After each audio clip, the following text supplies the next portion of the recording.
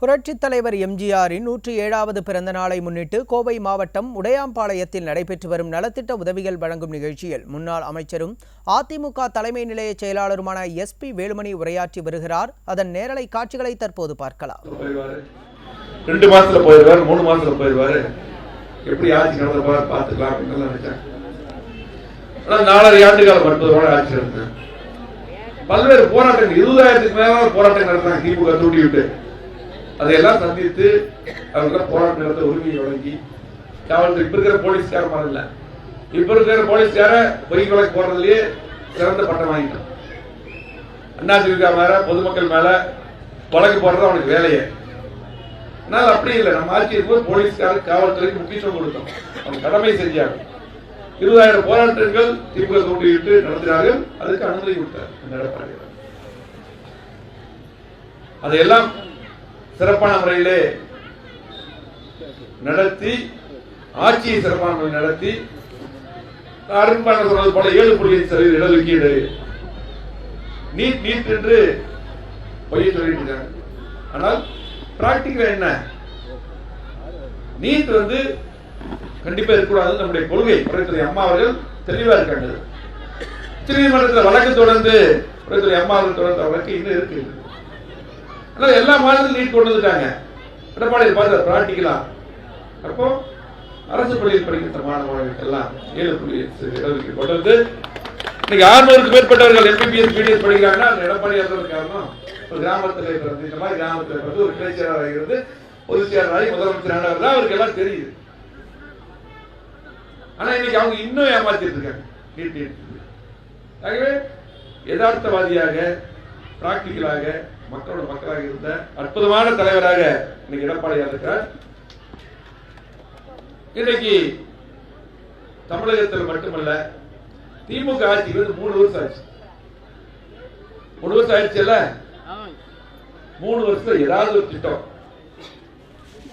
நம்ம கோயம்புத்தூருக்கு, கவுண்டமலை தொகுதிக்கு, இந்த பழைய சின்னவேடமன்ற பேரூராட்சி, இப்ப 12வது வார்டு புதுசா இந்த உடையாம்பாளையத்துக்கு ஏதாவது ஒரு திட்டம் வந்தான்னு சொல்லுவோம்.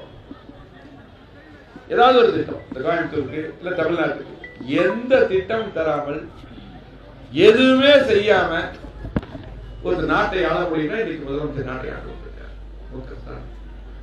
எதுவுமே செய்யாம ஆட்சி நடத்தி, விளம்பரத்திலேயே ஆட்சி நடத்தி இருக்காங்க. நாங்க அது பண்ண இது பண்ணி எதுவுமே. இன்னைக்கு நம்முடைய உங்களோட சட்டமன்ற உறுப்பினர் அறிவியல் PRG அருண் பேசும்போது எவ்வளவு திட்டங்கள் நடத்தினார். கோவை மாவட்டத்தில் 50 ஆண்டுகள் வளர்ச்சி நாங்கள் கொடுத்துக்கிறோம். நாங்கெல்லாம் சேர்ந்து 2011 அம்மா ஆட்சி வந்த பின்னால், நான் அமைச்சராக வந்த பின்னால், இவ்வளவு சட்டமன்ற உறுப்பினர் வந்த பின்னால், அம்மா அவர்களும் எடப்பாடி அவர்கள் முதலமைச்சர் பொறுப்பேற்ற பின்னால் 50 ஆண்டுகள் வளர்ச்சி எல்லா திட்டங்களும் கொடுத்துருக்கிறோம். இன்னைக்கு பாத்தீங்கன்னா இந்த மேட்டுப்பாளைய ரோடு பஸ் எப்படி இருந்தது? கடைசி பெண்ணாய்க்கு பாதை மட்டும் போராடி கடைசி அது முடிஞ்சிருச்சு. இப்போ எல்லாரும் போனோம். நீ பாத்தீங்கன்னா AK சென்றிருக்காரு, OK சென்றிருக்காரு. நம்ம அது உங்க MLA எப்படி சொன்னா, இங்க அத்தனை திட்டங்கள் இந்த கவுண்டமலை தொகுதிக்கு முழுமையா நம்ம அருண்பாளர் காரணம். ஏன்னா வடக்கு தொகுதியில MLA இருப்பாரு, ஆனா வேலை கூட கவுண்டமலை தொகுதியில செய்வாரு.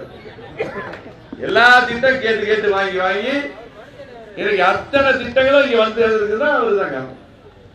ஆகவே இன்னைக்கு பாத்தீங்கன்னா இன்னைக்கு அற்புதமான, இங்கேயும் பாத்தீங்கன்னா நிறைய முன்னோடிகள் இருக்காங்க. நம்முடைய கிளை செயலாளர் அமைச்சர் நம்ம சுப்பையன் இருக்காரு. எல்லாமே எல்லாம் நல்லா தெரியும். இவ்வளவு திட்டங்கள் வருதுன்னா ஒவ்வொன்று கேட்டோம். கத்திகளை உணவு திட்டம் எல்லாம் பாத்தீங்கன்னா 70 ஆண்டுகால பிரச்சனை, செய்யவே முடியாது. எடப்பாடி முதலமைச்சர் நாங்கெல்லாம் போய் சொன்னோம், திட்டம் நீங்க இருக்கும்போது செய்ய முடியும், நீங்க ஒரு விவசாயி செய்ய முடியும் சொன்னோம். தம்பி மத்தியில் விதி வரணும், என்ன பண்ண முடியும், நிறைய தெரியாது. இதெல்லாம் இல்லைன்னா இப்படிதான் 70 ஆண்டுகள் போயிருச்சு, நீங்க இருக்கும்போது பண்ண முடியும். உடனடியாக நிதி ஒதுக்கி இங்க நேரடியாக அந்த திட்டத்தை அடிக்கிறாங்க. 95% முடிச்சாச்சு. இந்த 5% கிட்டத்தட்ட 3 வருஷம் முடிச்சிருக்காங்க. நம்ம கொண்டு வந்த திட்டங்கள் கூட திமுக அரசு முடிக்கல. இன்னைக்கு பாத்தீங்கன்னா மேட்டுப்பாளைய ரோடு மட்டுமல்ல, கோயம் மாவட்டத்தில் முக்கிய சாலைகள் எடுத்துங்க. Trichy road, Avinashi road, Mettupalayam road, Sathy road, Thondamuthur road, Siruvani road, Palakkad main road, Pollachi road, 5 இத்தனை சாலை தான் முக்கியமான சாலைகள். கோயம்புத்தூர் முக்கியமான சாலைகள் இதுதான் மெயின் ரோடு. இதை பூரா 2014 எப்படி இருந்தது, இதை பூரா மேம்படுத்தி இருக்கிறோம். அதே போல டிவைடர் வச்சு தெருவில் விளக்குகள் போட்டிருக்கிறோம். விபத்தை 50% குறைஞ்சிருக்கிறோம். இன்னைக்கு எங்க பார்த்தாலும் பாலங்கள் கட்டி கொடுத்துருக்கிறோம். இங்க பார்த்தாலும் பாலங்கள், டிராபிக் நிக்கவே வேண்டியதில்லை. சென்னையில அதிகமான பாலங்கள் இருந்தது, இன்னைக்கு கோயம்புத்தூர்ல அதிகமான பாலங்கள். ஸ்மார்ட் சிட்டி திட்டம் குடமெல்லாம் போய் பாருங்க. அந்த குடத்துல போகும்போது அந்த குழந்தைக்கு போகும்போது நீங்க எல்லாம் பாத்தீங்கன்னா அவ்வளவு ஸ்மால் அடிக்கும். இன்னைக்கு போய் பாருங்க எப்படி இருக்குன்னு சொல்லி போட்டு. தாலுக்கா, அதிகமான தாலுக்கா, 5-6 தாலுக்கா, 6 புதிய கல்லூரி கொண்டு வந்துருக்கோம். 2000 ரூபாய் பீஸ் படிக்கிறாங்க, 30,000 ரூபாய் பீஸ் பிரைவேட் காலேஜ் போனாங்க. அரசு மருத்துவமனை எடுத்துக்கு மேம்பாடு. அரசு மருத்துவமனை இன்னைக்கு இறுதி அறுவை சிகிச்சை கோயம்புத்தூர்ல பண்றோம். சிறுநீரக மாற்று அறுவை சிகிச்சை கோயம்புத்தூர்ல பண்றது, சென்னை போயிட்டு இருந்தாங்க. பிரைவேட் ஹாஸ்பிட்டல் மாதிரி மாத்தணும். இன்னைக்கு பாத்தீங்கன்னா எப்படி இருக்கு ஹாஸ்பிட்டல். ஆகவே இன்னைக்கு என்னென்ன தேவையோ பார்த்து பார்த்து பண்ணியிருக்கிறோம். இங்கே மேட்டுப்பாளையம் எம்எல்ஏ பாருங்க, ஓகே சித்தாஜி இப்ப ஏகே இருக்காரு. அந்த தொகுதிக்கு தேவையான போற கொடுத்தாங்க. கவுண்டமலை தொகுதிக்கு, எல்லா தொகுதிக்கும் கோயம்புத்தூர் மிகப்பெரிய வளர்ச்சியை நீங்க பாத்தீங்க. ஏர்போர்ட் விரிவாக்கம் 20 ஆண்டு போராட்டம் நடத்துறாங்க. சீஃப் செக்ரட்டரி கூப்பிட்டு வந்து பாத்தீங்கன்னா எடப்பாடி சொல்லி கூப்பிட்டு வந்து மீட்டிங் போட்டு முடிச்சு நில எடுப்புக்கு நிதி ஒதுக்கி அவங்க என்ன கேட்கறாங்களோ அதே கொடுத்து இன்னும் முடிக்காம இருக்காங்க. அது வந்ததுன்னா 1 லட்சம் பேருக்கு வேலை வாய்ப்பு கிடைக்கும். நிறைய ஐடி கம்பெனி வரும். எந்த திட்டங்களை கொண்டு வந்து திட்டங்களை பார்த்து திமுக முடிக்கல, எதுவுமே செய்யாம இன்னைக்கு ஆட்சி நடத்திட்டு இருக்காங்க. ரொம்ப வருத்தமா இருக்கு. அது மட்டுமல்ல, கொரோனா வந்தது உங்களுக்கு தெரியும். கொரோனா வந்த போது எடப்பாடியில் ஒவ்வொரு மாவட்டம் வந்தார். நான் அமைச்சரா இருந்தேன், எம்எல்ஏ இருந்தாங்க. வாரம் மீட்டிங் போட்டோம். உயிர்களை காப்பாற்றணும். பொடிசியால படுக்கை அதிகம் பண்ணோம். இஎஸ்ஐல, ஜிஹெச்ல, ஒவ்வொரு பிரைவேட் வர மேட்டுப்பாளையத்துக்கு கூட இங்கே பக்கத்துல காலேஜ் படுக்கை பண்ணோம். அதே போல உயிர்களை காப்பாற்றணும், ஆக்சிஜன் ரெடி பண்ணோம். ஆனால் அதுக்கு திமுக வந்து நிறைய பேர் கொத்து இறந்து போயிட்டாங்க. எதுவுமே பண்ணல. இன்னைக்கு சுகாதாரத்துறை பாத்தீங்கன்னா அவ்வளவு மோசம். ஆகவே இன்னைக்கு இவ்வளவு ஒரு மோசமான ஆட்சி நடந்துருக்கு. அது மட்டும் இல்ல, இதெல்லாம் எதுவுமே செய்யல. அது மட்டும் இல்லாம என்ன ஓட்டு போட்ட மக்களுக்கு என்ன கொடுத்திருக்காங்க திமுக? சொத்து வரி உயர்வு, மின் கட்டண உயர்வு, கரண்ட் பில் எவ்வளவு வந்து எவ்வளவு கரண்ட் பில் கட்டுறீங்க? பால் விலை உயர்வு. யாரும் தொழில் செய்ய முடியல, எந்த தொழிலும். இன்னைக்கு தேர்தல் நேரத்தில் பல வாக்குறுதி கொடுத்தாங்க. ஒவ்வொரு குடும்ப தலைவருக்கு 1000 ரூபாய் தர்றாங்க. கொஞ்சம் பேருக்கு தான் கொடுத்தாங்க, பாதி பேருக்கு கொடுக்கல. பாதி பேருக்கு அது எங்க இருந்து கொடுத்தாங்க? நீங்க இப்ப நிறைய பக்கம் நாங்க போறது சொல்றாங்க. திமுக காரன் வந்து நாங்க வந்து வீட்டுல இருந்து கொடுக்கல, எந்த திமுக வீட்டுல இருந்து கொடுக்கல, ஸ்டாலின் வீட்டுல இருந்து கொடுக்கல. உங்களுடைய வரிப்பணம், நீங்க மின் கட்டணம் எவ்வளவு கட்டுறீங்க, சொத்து வரி கட்டுறீங்க, உங்களுடைய வரிப்பணத்தை எடுத்து கொடுக்குறா, அது முழுமையா கொடுக்குறேன். அருண்பாலம் சொன்ன போது பொங்கல் கொடுத்தாரு எடப்பாடி. எப்படி கொடுத்தாரு? ஒவ்வொரு குடும்பத்துக்கும் 2000 ரூபாய் கொடுத்தாரு இல்லையா? அது எடப்பாடி. ஆனா திமுக தேர்தல் என்ன சொன்னாங்க? ஒவ்வொரு குடும்ப தலைவருக்கு 1000 ரூபாய் தரணும் சொன்னாங்களா இல்லையா? இங்க பாதி பேர்த்தே கொடுத்துருக்காங்க, பாதி பேர் கூட சரியா கொடுக்குறாங்க. அது அவங்க வீட்டுக்கு கொடுக்குற மாதிரி சொல்றாங்க. அதாவது நாங்க வந்து நீங்க எங்களுக்கு வந்து எங்க கூட வரல, அண்ணாதிமுக கூட போனா நாங்க வந்து கேன்சல் போயிருவோம். அதெல்லாம் ஒன்னும் பண்ண முடியாது. உங்க பணம் ஒண்ணு கூட கேன்சல் பண்ண உங்களை மட்டும் வந்து பண்ண முடியாது.